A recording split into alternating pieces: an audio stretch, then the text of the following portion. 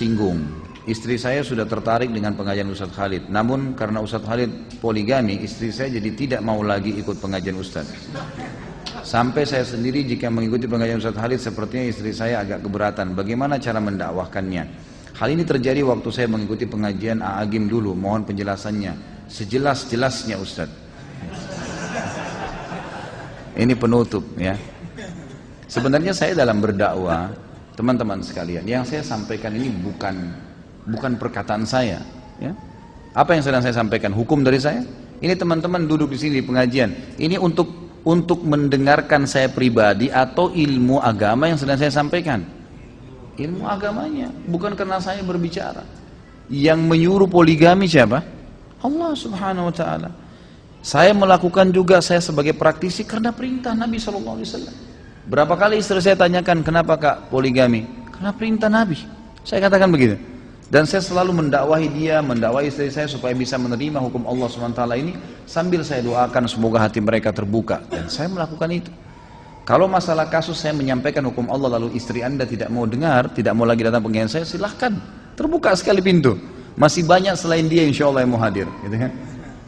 Ya, saya tidak pernah terganggu dengan 1, 2 orang, 10 orang yang berhenti ikut pengajian. Karena saya menyampaikan bukan hukum saya, hukum Allah Subhanahu wa ta'ala. Kalau dia mau benar, dia ikutin pengajian, tidak ada hubungannya. Masalah dia belum bisa menerimanya, dia berdoa kepada Allah SWT karena ilmunya masih kurang, gitu kan? Nggak mungkin karena hawa nafsu dia atau kemauan dia lalu kemudian hukum Allah kita tolak, nggak mungkin itu, kan gitu? Tidak mungkin, mustahil. Siapapun dai yang takut kepada Allah, lalu karena dia tidak mau poligami lalu dia mengatakan jangan poligami jemaah, nggak bisa. Allah Subhanahu wa ta'ala yang perintahkan, walaupun dia belum mengerjakannya, dia harus menyampaikannya, hukum Allah Subhanahu wa ta'ala, gitu kan? Kalau masalah dia tidak mau hadir, silahkan, ahlan wa sahlan. Mau hadir, alhamdulillah. Yang penting saya menyampaikan ilmu Allah Subhanahu wa ta'ala. Dan saya doakan, mudah-mudahan Allah membuka hatinya. Biasanya justru orang yang kritis, nanti malah dia yang hebat menerima itu. Ya. Biasanya begitu. Ya, mudah-mudahan insya Allah, gitu kan? Seperti itulah. Kalau antum mau hadir pengajian yang antum hadiri itu bukan istri yang mengatur. Kenapa harus diatur sama istri? Majelis ilmu antum wajib hadirin. Kalau istri nggak suka terus kita nggak hadir, nggak ada hubungannya. Kan itu. Harus ar-rijalu qawwamuna 'alan nisa.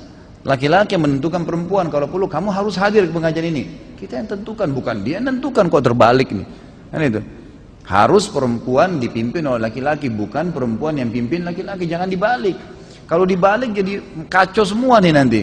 Sudah hukum Allah begitu teman-teman sekalian. Dan dengan dipimpinnya perempuan bukan berarti perempuan terhina. Justru perempuan dengan fitrahnya butuh dilindungi dan dipimpin. Memang gak bisa jadi pemimpin.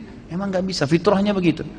Laki-laki Allah siapkan dengan sifatnya, karakternya, fisiknya, suaranya berbeda. Memang untuk nagih utang, antar jenazah, perang di jalan Allah. Emang itu dia, pemimpin. Perempuan dengan lembutnya, dengan air matanya, dengan hamilnya, memang untuk di rumah dipimpin, dinaungin, dilindungin. Jangan orang yang memang sering sedih, manja di rumah, orang yang memang urus anak, kemudian kita suruh memimpin di luar, nggak bisa, nggak ketemu. Kan itu. Jadi harusnya majelis ilmu yang antum hadir kapan antum mau. Dan jelaskan sama dia gitu kan. Masalah kita belum bisa menerima hukum Allah satu, jangan membencinya. Membenci hukum Allah berarti membenci Allah sebagai penerima hukum. Saya dan siapapun teman-teman dai akan menyampaikan yang benar kalau dia takut kepada Allah Subhanahu wa ta'ala. Allahu a'lam.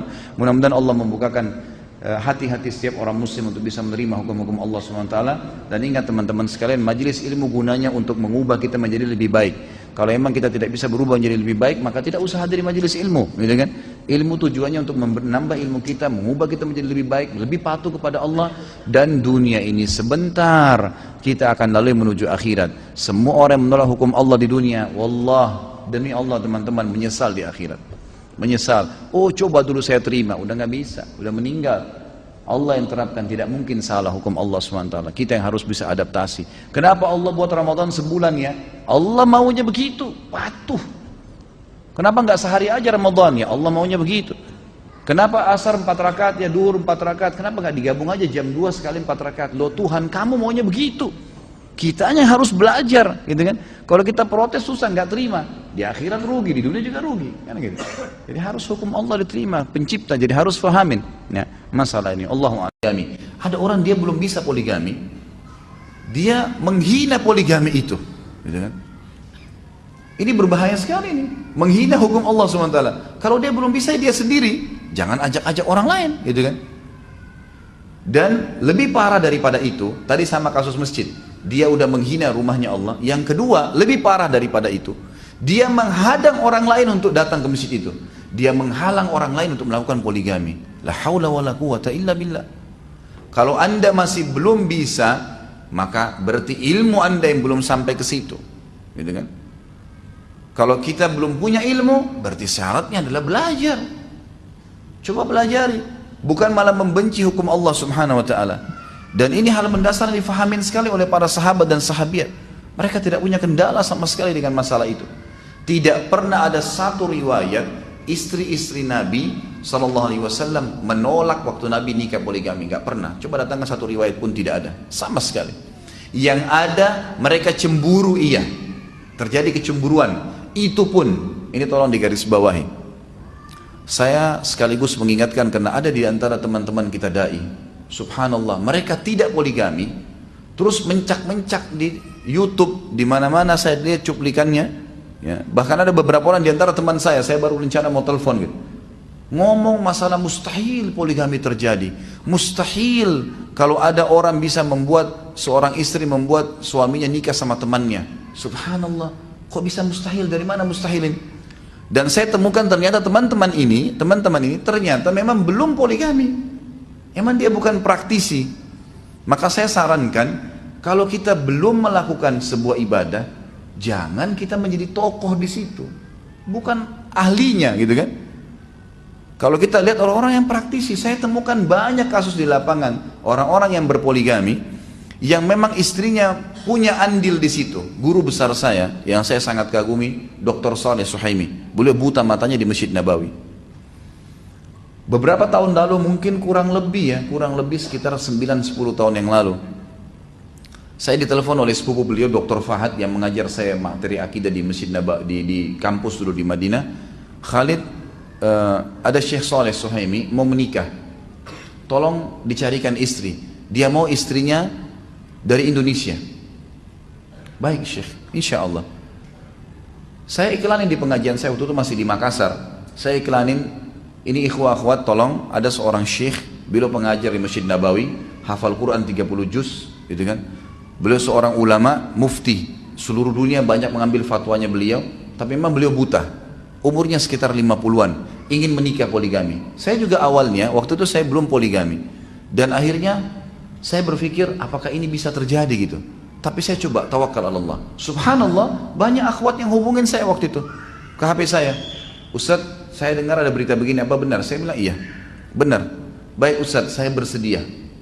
Ada beberapa orang, maka saya sampaikan ke Syekh. Syekh, ini biodatanya sudah masuk, namanya si fulan, umurnya begini dan seperti ini.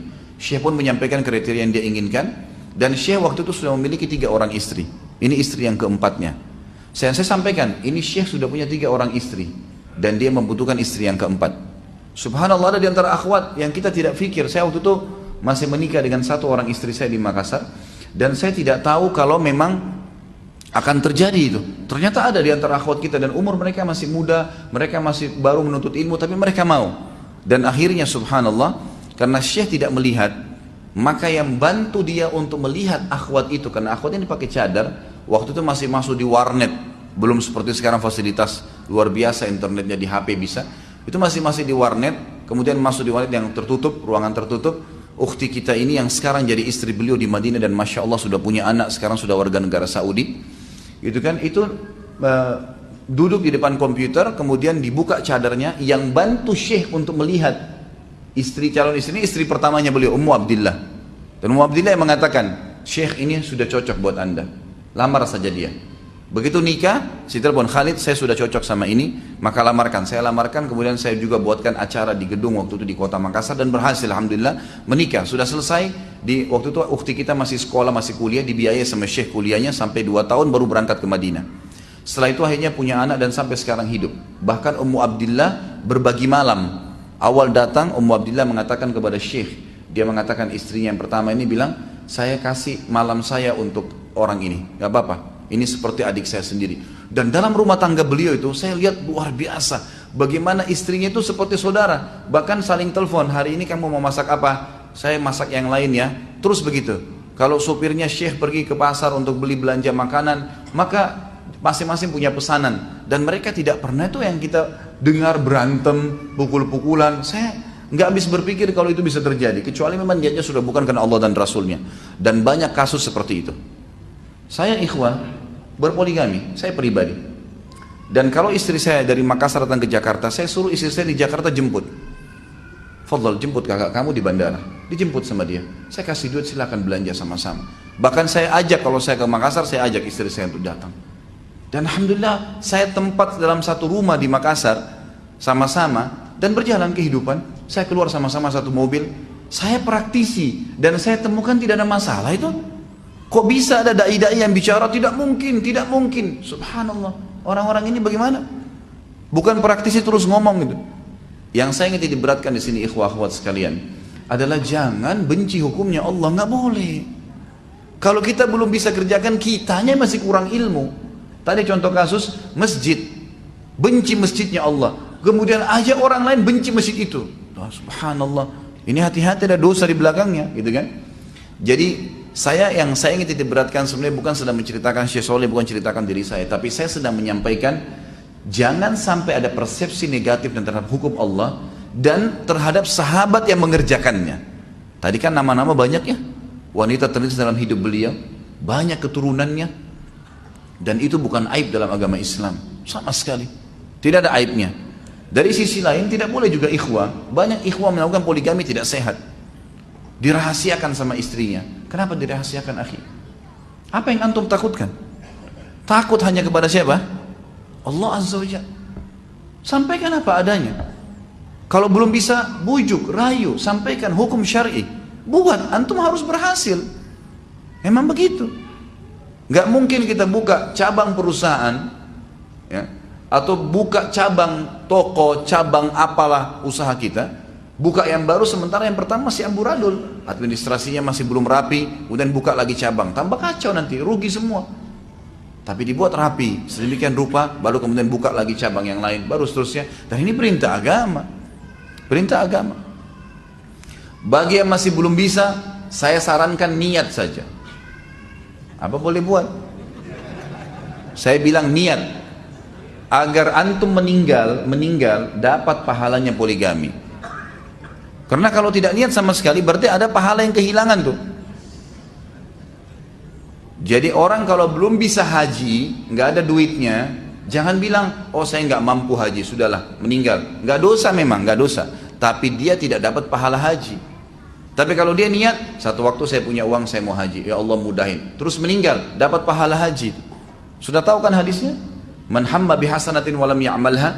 Siapa yang niat saja mengerjakan satu perbuatan baik, kutiba lahu hasanatun kamilah, dicatatkan baginya satu pahala lengkap ibadah itu. Baru niat. Fa in amilaha, kalau dia kerjakan, kutiba lahu asyru adhafiha ila 700 di'fin ila adhafin katsira.